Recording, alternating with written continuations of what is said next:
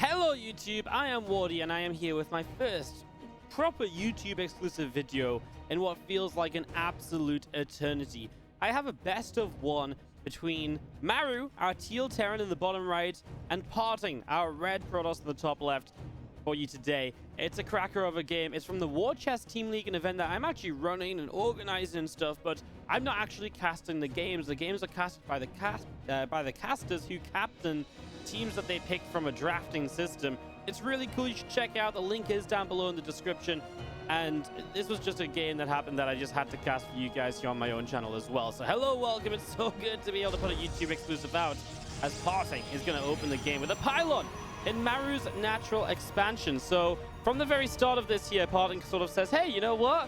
Let's get aggressive. Let's make this a little bit funky. Very quickly before this starts up, guys, I do just want to say thank you so much for all the love lately. We are, as this video goes up, today should be the day we hit 25,000 YouTube subscribers. That's incredible. Honestly, thank you so much for all the love. Obviously, if you do enjoy and not already subscribed, please do subscribe. Like this video. You guys know the drill. It helps so much. Let's get this video a ton of likes. Let's get 1,000 plus for the 25k hype. I don't know. As Maru completely misses the scout, obviously this proxy gate intended for that. I just want to quickly say that because we're hitting 25,000 YouTube subs, and that's a gas deal from PartinG, we are launching the WardiTV 25,000 YouTube subscriber invitational. $1,600 event only for YouTube, and we are going to start those uploads in the next couple of days. Our first match, I believe, is Innovation versus Showtime. We've also got in the first round Stats versus Sue, Rogue versus Clem, and TY versus Zest. All of those are going to be YouTube exclusive casts right here on the channel, so subscribe to make sure you don't miss any of them.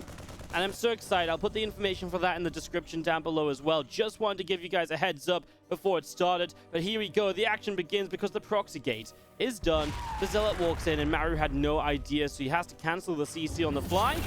And he will have to go back up to his main base where he is limited to one gas. He will decide to start building up a bunker to get things underway. As PartinG on the other side is just expanding behind this. So this is a bit of a max packs from PartinG. Just one proxied gate into the Nexus at home. Obviously, you do commit here as PartinG to Zealots, and now he'll Chrono Boost out a Stalker. I don't think there's much you can do with this bunker up on the high ground, but I do think it's obviously then worth noting overall that this is a, a scenario, a world in which you are keeping the Terran pin back, right? You've gotten a cancel on the CC. You're delaying this massively, and I do love the position of this command center just hidden away from the assimilator. So PartinG isn't 100% sure that it's on the way up. Maru just trying to deny any information possible in these early stages as PartinG does that on a second gateway. So may just look to keep the pressure up here as this assimilator will go down and Maru will get access to that second gas here in his main. So Maru will get access to his second gas. He had the SCV across the map this entire time, so he has seen the expansion. In the main base, he did see the extra gateway on the way up. He did not get to see the Stargate in the back of the base. That is very new. Obviously, the SCV wasn't around for that. So the Stargate for PartinG is something Maru is not aware of as we continue this through. A couple of extra Marines are on the way out, so those continue to build on up, and that Marine count's getting there, but against 2 Zealots and 2 Stalkers, it's just going to be very tough to really push this back, especially because the Zealots become very tanky overall. Let's see how well they can do. You can see how long it takes to get rid of one of these Zealots. Oh, he attacks his own bunker on his way back there, and then he gets up the high ground. PartinG wants to get as much as possible. I mean, that was 2 Zealots for a few Marines, and of course, Zealots at this stage, when there's no charge, they are very much so a unit you can give up. And, the Marines are something which maybe could have become a counterattack or something useful for Maru. Maybe even part of the defense against the Phoenix, which is on the way up. And very cool that PartinG is going Phoenix first. He's really going to be very safe against any sort of a follow-up. Now, there is going to be a medevac. There's about to be another Hellion popping out. 3 Hellions in the dropship. That's going to be the play from Maru to try and make something happen. As we've got a Stalker, though, is actually going to run right underneath it. So PartinG, yeah, and he turns his Stalker around, so he knows for sure about this medevac. Gets some shots on it, and that's actually really nice because any shots on this now just means it's less likely, way less likely to be able to unload or get away, especially with the Phoenix out. And here we go. Phoenix started to latch on. he even going to get these Hellions into the main base? No, he will not. He will just drop them off and take them to the front. But first Phoenix already going to lift up one of the Hellions, and that's one kill. The two Hellions together going for some damage. Will get a second probe. I'll make that 3 probes. Oh, the lineup for the 4 extra. That's 7 probes going down already, as Maru is not allowed to take a CC. Oh my god, what's going on? Why has there been more probes killed? This one Hellion making a heroic effort at the end and getting 10 workers. Really fantastic stuff from Maru. Evens up the worker count, and of course, they kind of offsets a lot of the delay he's had on this command center. As now these stalkers, while they're still trying to delay it, if Maru comes out of this only 4 or 5 workers behind, this is absolutely a playable position. And a big, in big part thanks to the fact that those medevac and those Hellions were able to do so much. Order turret here, the Raven is going to drop it down. Siege tank gets lifted, so it gets taken down. The Stalkers, though, taking heavy hits. Phoenix do chase, and the Raven has gone down as well, if I'm not mistaken. So, big kills from the Phoenix. These Stalkers will get pushed away, though they will continue to contest this until another Siege tank comes up. Tank gets here. The Stalkers are going to put themselves... Are they going to tuck themselves away in the natural? I don't like this, because if this tank gets further forward, these Stalkers, they have to make an escape. You can see their escape route is cut off, so they got to make a decision right now. What are they going to do? The Phoenix come in, they don't get the lift, and that's going to be another Stalker targeted down. Good target fire there. The tank going onto the Stalkers and not the Zealots, which maybe would have caused some friendly fire. As the Phoenix will make their leave out up the right-hand side. So Phoenix have done okay. All in all, it's a 7-worker deficit for Maru. I totally think that's playable considering the way that this opened up. And I think as we get into this next stage, yeah, I think he did enough with this. Obviously, he maybe could have broken out sooner if he'd gone for a tank faster than he'd gone for, Hellions and the medevac. And that's one of the things to think about. He really felt like the potential for getting damage done there was just better than retaking the natural already. So a very cool little scenario we've had early on. Maru in a weird spot now where he's got tons of Marines and a couple tanks. He's nowhere near getting stim pack or combat shield or anything, so does he maybe make some kind of a push with tanks and Marines? I don't think so. Against Phoenix that can lift the tanks out of a fight, I just don't think you have a good time in the slightest. So I don't mind Maru just sitting back for a while, getting up to those bio upgrades, and then making his way from, there on out here in this game. This is just a best of 1, so there's no history in terms of the rest of this series or anything like that. It's a team match, so it's like a team match best of 5, and this is a best of 1 within that best of 5. So obviously they're playing for their team, so it's a pretty high-stake match. The War Chest Team League has over $100,000 prize pool, so I think each match basically means if a team wins a match, a player walks away with $400 for playing a best of 1. It's a pretty good deal, so these guys really are approaching this in a very serious manner. This Fluckless Banshee got across the map for 3 probe kills into the main. That's not a bad start at all. Forces the Phoenix to recall as well. So yeah, what I'm trying to say is this is a really serious match. This isn't just PartinG going, oh, I'll proxy a gateway because I fancy it. No, these guys want to win. They are absolutely out for blood and looking to absolutely win whatever they can. As the +1 attack on that engineering bay is on the way up. Stimpack combat shield continues to come on in right now. As we have our first Colossus is already out onto the field. So our first Colossus makes its appearance. As we've got these few Phoenix making their way to the main base now. Stim and combat shield continuing up. A good spread of bio in the main. Medevac popping out. There's another siege tank over here. Phoenix gets picked off. That one was just kind of ahead of the rest. Not sure if it was just looking for that little bit of scouting information, but completely unsuccessful, to be completely honest with you guys. I was going to be seeing the bio. He's going to make a move, but I think only to really take a 3rd base location, right? To really secure this forward position. That would make the most sense to me as Phoenix of PartinG come down the left. I'm trying to figure out just where they want to go. Maru is going to go beyond that 3rd base, so he is going to make a bit of a push up the map. Phoenix put on some pressure. He'll get some SCVs. You'll see there's no army here, right? So PartinG is already scouting with these Phoenix and realizing, hey, wait a second. Where the blimmin' heck is your army? Well, it's not much of a question, really. He knows where it is. He's got to be moving across the map. That Phoenix squad does kill off a medevac there. PartinG, I mean, honestly, he has 2 Colossi. I kind of like it for him. Tanks start to siege up. The few Zealots will run forward. I will say these tanks go down very quickly. Means the bio survives quite a long time, but yeah, I'm not really against that at all. I feel like the Colossi have done great at staying alive, and the tanks are really meant to be kept alive in this scenario because you really need those siege tanks to try and come forward and to drop down the big, shots onto the Colossi. That's meant to be your answer to Colossus at this stage of the game. The PartinG deflects that and instantly says, cool, 4th base time, let's go, let's get this up and running. Maru makes a bit of a sim forward with a little bit of bio, but don't think he'll realistically get up that ramp to try and contest that base.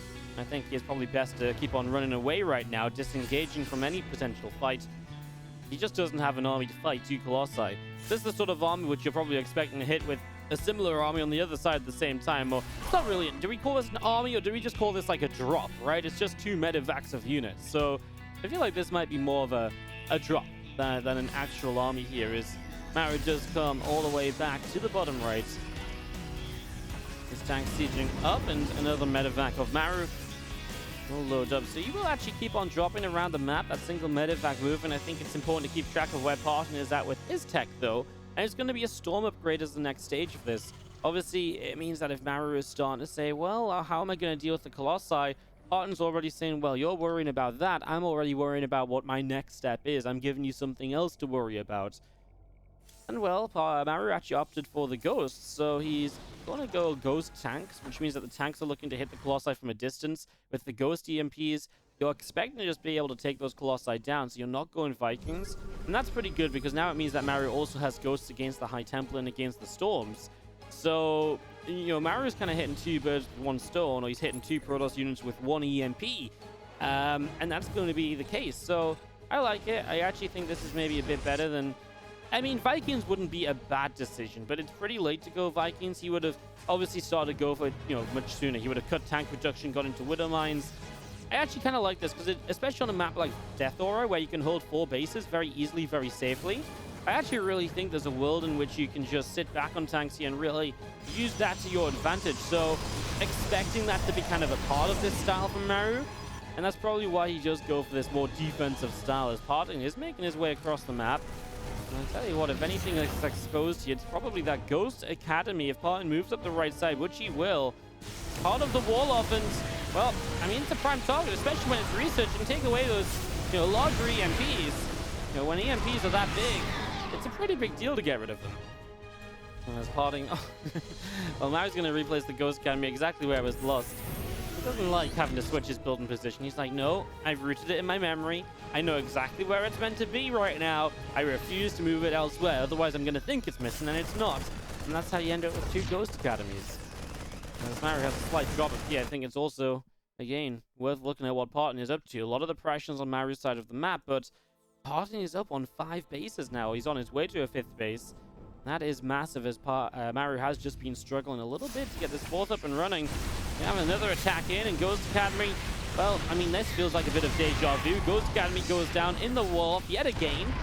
And once more, we will have a delay on any form of enhanced shockwaves and that EMP radius increase. Which, again, especially I think when you're playing Colossi, you really do want that, because you want to hit the Zealots, but also then you want to hit the Colossi quite quickly, so that the tanks can start to target them down very quickly in the fight as well. You know, if I'm playing this game, I really look at it and say, man, I'm absolutely terrified of everything the Protoss player is doing. He's shutting down my drops. I can't do anything on the map. He's taken every single form of splash damage. Colossi, then Storm. Now he's getting Disruptors. He scans this Maru, and he actually will see the Disruptors pop, and if he's still paying attention across the map, I mean, Maru just feeling confident to play into the extreme late game by just turning up on 4 bases initially, and I would not be surprised at all to see extra command centers dropping at some point of the near future. High Templar dropped the Storm there, a couple of Vikings coming through. We do have a ton of Zealots along the right side of this, and we have seen Zealot run-bys, Warp Prism plays. I mean, Warp Prism's very well defended on this map here from Maru, but these are the sort of things that have been ripping Terran players to shreds lately, and especially in the later game, maybe even expect a Dark Shrine and some Blink DTs, because that has been a go-to as well, as a way to just keep the Terran player guessing, busy, all over the map, and unable to really take control of the game at all. As Maru does move forward there. A few units just making a bit of a poke, seeing what's up. Command centers on the way down from Maru in the front of the natural, so as mentioned, he isn't looking to move out, right? He's not playing a style that's just going to wander across the map and pick a fight. Absolutely not. Maru is picking, is playing a style here which is going to sit back, and he's going to let PartinG pick the fights, because any fight PartinG picks, theoretically, is happening on Maru's terms still, because he's the defender. He's got that defensive positioning. 4 full medevacs. As as Maru will try and just go for heavy drop play. Now, he'll probably be looking to trade out some of this bio for even more tech units being brought in.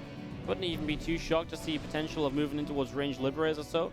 There are some ghosts in this. He's going to catch all of these zealots. I mean, that's a massive catch. Maru, I don't think even was ready to realize. I was expecting that just yet. He was a little slow on hitting EMPs. He gets them, loses one ghost. All those zealots go down. That is a lot. Meanwhile, a medevac falls on the left side of the map. So PartinG able to deflect an attempted push out from Maru on the other side. And look at this. Next round of zealots and DTs are already in position. There's that blink we were talking about. And also PartinG will continue to tech up. We mentioned the possibility of ranged liberators. Well, PartinG's going to have an answer to that, going into extra Stargates at the moment. So you could go into Tempest. The other thing we've seen a lot of lately in PvT is a lot of players have started to say, well, I get into a very comfortable position, and as I go to the late game, I can start to go into carriers. And, you know, at face value, I really think those carriers aren't necessarily the, oh, you're building carriers against a Terran player? Like, you know, what a carrier is going to do? But it can be almost impossible at times to really, you know, kill off those carriers, because Vikings try and engage, well, the Storms, the Stalkers, you know, these Vikings should never really get on top of carriers for a reasonable amount of time. They become a really difficult unit to fight into. And especially also you can be supported by disruptors, right? So then you've got disruptors to push back any ground army, so there's nothing that's going to get underneath those carriers like Marines. So they have been working pretty well lately as PartinG sends some GTs into harass. Over on the right-hand side, he's going to swipe down this bunker here, and at least it's not a Ghost Academy, as that will be an opening created. On the left side, a couple of DTs are handled pretty easily. Maru runs on over to the right, lines up some snipes. Both the DTs getting sniped. That's a nice pick-off, right? You know, it's really just the little things, because he can choose what he targets there. He chooses the DTs, and it's a really good way to just pick off expensive units. You know, while we're probably going to see PartinG throw a ton of DTs at Maru this game, you've got to remember DT is not cheap. Right, that's a real, you know, investment. And if you blink 10 DTs into a base and they die, that's a serious amount of supply that's going down. The idea being that you can afford it because it's going to deny Terran economy while you're not being denied economy of your own, because those attacks are keeping the Terran player busy. Maru is lining up another Ghost Academy. He's building nukes. He's getting rapid reignition systems. He's getting the medevac upgrade. And like I said from the start, Maru is looking to play a late game here, and that's exactly where we're headed as Ghosts look to take on the zealots that charge on through. The main Protoss army unable to do much just yet. But again, it feels like also PartinG is just trading out supply, opening up space. But now these carriers, the first few of them are already taken to the map. So first carriers arriving. These liberators do see just disruptors go in a command center. It's not down just yet. The army of Maru turns and catches an observer with the Vikings. So Vikings will get that. A nice pickup. Anything to get rid of vision. Whoa, was that just a random high temple on the map? Seems so, and it picked off a good little chunk of bio medevacs. Well, not like they're stressful energy, but they'll have to stop and heal up for a little bit here. That's the second nuke of the game currently building, and there's our first Ghost making its way across the map, looking to try and connect. There's another DT back over the right-hand side. PartinG keeping the aggression up. The nukes really are, as this Ghost just dies to a cannon, so very unexciting nuke. The Ghosts are really this Terran's way of... They're almost like the Terran DTs, and I don't say that just because they can cloak up and whatever, but as PartinG kills his own Stalker, we'll see if that was intentional, maybe making supply free for carriers. But, you know, the Ghosts and the nukes really become this thing where it's... You got to look around the map, right? It takes the Protoss attention. They've got to click around their bases. They've got to figure out which base is being nuked. They've got to pull workers away. 20 seconds later, they've got to send those workers back to work. And those sort of things... So the nukes really act as the kind of the DTs here, where the DTs are making the Terran look away, potentially denying a lot of economy. The nukes do the exact same thing. You don't respond to it correctly, you lose a lot of economy. You've got to spend a lot of time dealing with it. It's definitely a way to make PartinG look back at home in a game where he's really been focused on just the Terran bases time after time here. Chunk of bio up the right, unfortunately misses that prism. I mean, it's the main army over on this right-hand side at the moment. Anyway, disruptors go through. That's actually a defensive planetary fortress in this location because PartinG's just pushed it so many times. Nuke's going to line up over on the left. Looks like it will just look to clean up some cannons. Cannons and batteries being cleaned up on the right-hand side. We're going to have to watch the nuke land. Even if it is just on cannons, it's a beautiful thing watching nukes land, isn't it? Those explosions, they have a bit of an impact. Vikings want to chase the carriers. They just get away, zoned by the storms. Those High Templar, I think, really are going to be a very, very important role to play here. They need to keep the carriers safe.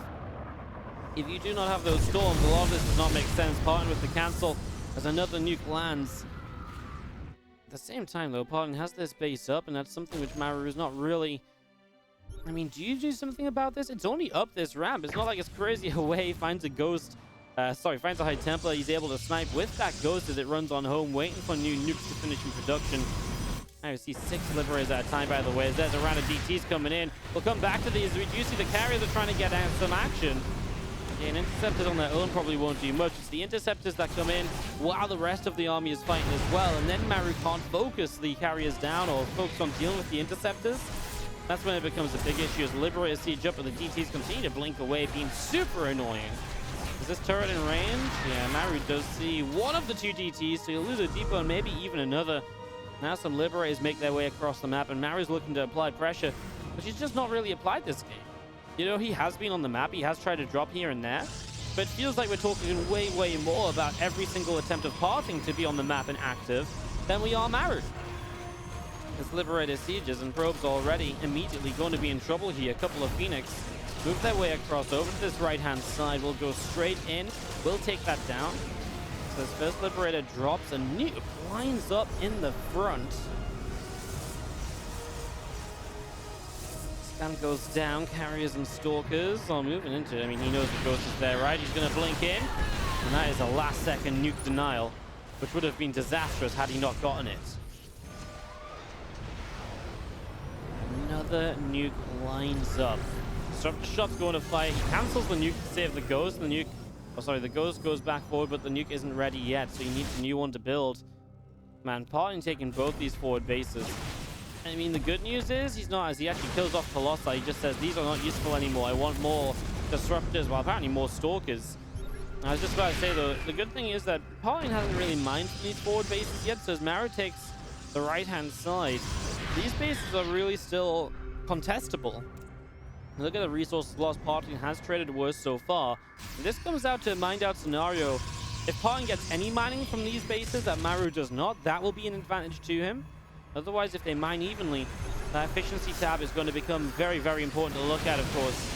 Bio commits in. I tell you what, there's no High Templar here. There's the disruptors to push these bio units back, but not the storms. I would kind of like to see both, just because at times those disruptors can be a little bit unreliable.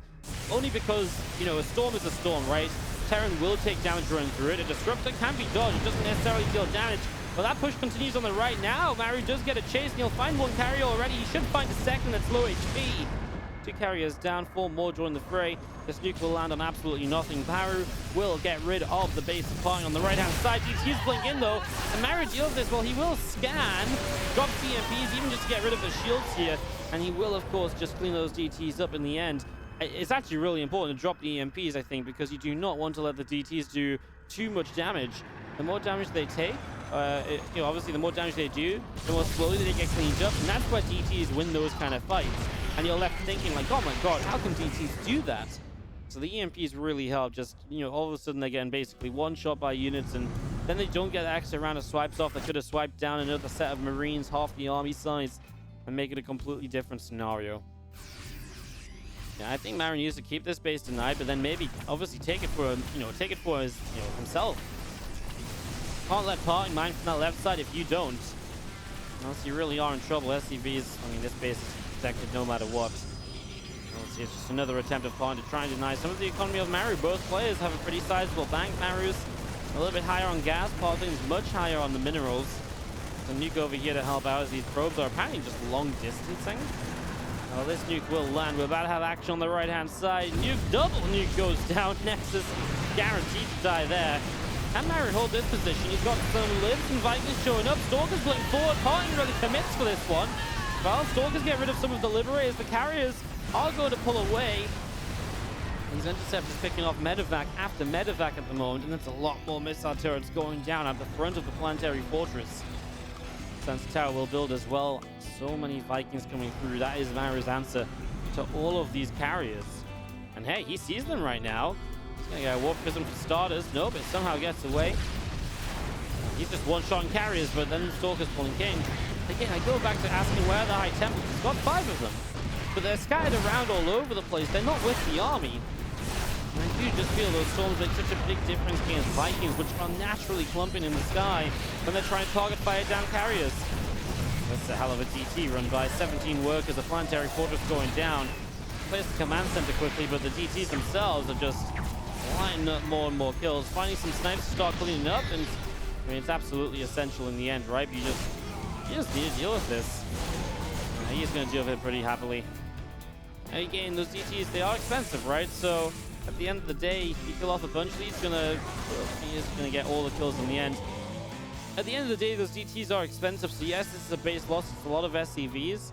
It's replenishable for Maru, and it does come out, it does drain that bank of Partin in a way. We look at resources lost from Partin, it's 8,000 in the gutter in comparison to Maru, and that is why he really is looking for that base. If Maru can deny the forward bases, then what they're on right now, Maru will just win the game if he keeps trading like he's been trading.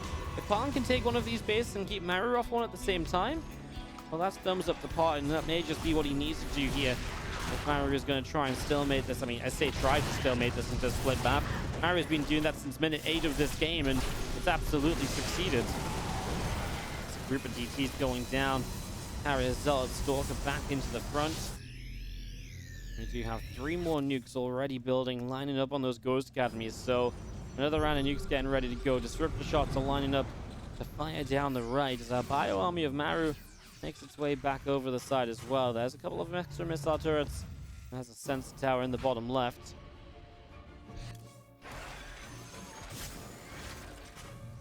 I mean, the missile turrets are important. You just need as much detection as possible. They'll also help against the carriers, right?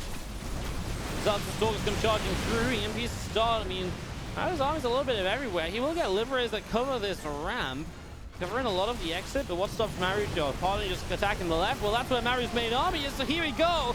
It's going to be a bit of a Partin sandwich, friends. Disruptor shots go in. The Disruptors do connect. Oh, they connect again. The entire flank of Maru is annihilated. And suddenly, Partin is left with an army to fight. Okay, he lost every single carrier. And now there are 20 Vikings on the map that do not have much of a role to play. 27 minutes into this game. The Vikings landed, do trade well against Stalkers and Disruptors, but they die so quickly. They are fairly small for the cost of them, so the Disruptors trade very well if they connect on them. The Zealots do extremely well if they are in the front lines against them.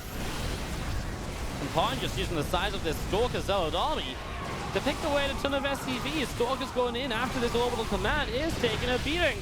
I mean, this orbital should go down. He moves input through the liberation zones. It's worth a few shots he eats just to get rid of that orbital command. Absolutely, and he knows it.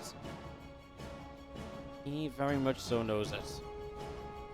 Army back down into the center of Maru, who has been, chipped away at now. He doesn't, keep this bottom left base alive. He has this right base up. No gases there. And obviously Partin, he's about to converge on that base next. Maru's army isn't really there to protect it, but Partin needs a huge EMP. Tries to hunt with the Disruptor. Stalkers could blink for that Liberator, and they do. So the Liberator falls. Now the Bio going to push up. A couple more Disruptors down again. They do not connect, and now Maru is up this ramp, defending his planetary location. Splitting away from those Disruptors. Worth knowing, obviously, that this army of Partin is very low tech. Zealot Stalker, a few Disruptors. Here come the Vikings landing as well. I do like the Archons joining in, but the problem is they get EMP'd down. The Liberators look great in this scenario too. And that is just a massive Vikings that was starting to deal damage at the front there. The cannons will help Partin to hold off on this right side. He is mining from the left also. And it's just been a while since Maru denied a base. Hence why Partin is maybe just continuing to be able to stay in this. 74 probes to the 37 SCVs. Partin drilling an army supply, and Nuke is lined up. I mean, Partin absolutely knows it. He blinks for it. It costs him, I think, just 2 Stalkers. 11 Marines from Maru. He doesn't have any gas. He only just recently took these gas. I mentioned they weren't there before.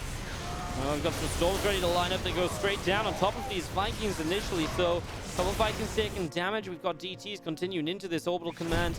So that will be more economy of Maru denied. He's just not allowed to mine in this game. Not like Partin is. Again, Storms to chase away the Vikings and to put pressure off of this location. Supplies overall are even. Maru's army supply way higher. Partin's worker count much higher as well. We've not really stopped to look at income graphs, but if you look at it there, Partin's been ahead the entire time. Maru's had the larger army and, of course, hence has been trading much better. but at the cost of obviously PartinG being able to mine so much more to offset that advantage. And this is why Maru is desperate to deny this base. He can't just sit on his own 6 bases, which is currently 5 because of the denial in the bottom left, when PartinG goes up to 8 bases, right? One of these bases in the center is meant to be Maru's. He can't let PartinG have it. Storms still keep on dropping on top of these Marines. We've got DTs continuing to run through, slowing down some reinforcements here. Maru will kite away, just doesn't have the numbers to really sit here and fight properly. DTs blink on out of there. There's a lot of Liberators sieged up at the moment as that Zealot just about stays alive. Seeing an absolute war between Maru and PartinG. We're just going to be seeing the rest of the bio jumping on top of this Nexus. In the bottom right again, we've got bio units able to take down a DT once again. Vikings land, picks up the Nexus. That's a disruptor that does get a few Vikings. Anything counts. Honestly, I don't think PartinG is too upset about losing this base. It took Maru so many units in such a long time to kill that off. I genuinely believe that PartinG's just been using this in a complete bait so that he could just mine from this left-hand side instead. And that's obviously been going fantastically, as we do see Libs sieging up to begin with here. The bio is stemming a lot of these Zealots going down. Disruptor shot goes through a couple Vikings taken down in an instant. It's going to be another round of Liberators setting up at the front. Disruptor captures 2 more Vikings. Maru is really bleeding out right now. The amount it took him to get rid of that right side while not being able to keep his own bases up is really becoming apparent. And as another disruptor shot lands, PartinG will close out this 31-minute game and win this map in what was a War Chest Team League match. Crazy, right? This was a sick game. You can understand, I'm sure, why I was so eager to show it to you guys and to get it onto the YouTube and to cast it myself, because obviously I, running the event, I kind of saw it. I saw it happen. I was like trying not to pay too much attention to it. I was just like, yeah, I want to cast this, and it was just too good to pass up. GG's, what a game. PartinG taking that one off Maru in the end. Some really fun stuff, guys. I hope you enjoyed. If you did, obviously hit that like button right here on the channel. Helps out a massive amount. Really goes a long way to helping us out. Like I say, we got a ton of likes on this video to help us celebrate 25,000 YouTube subs.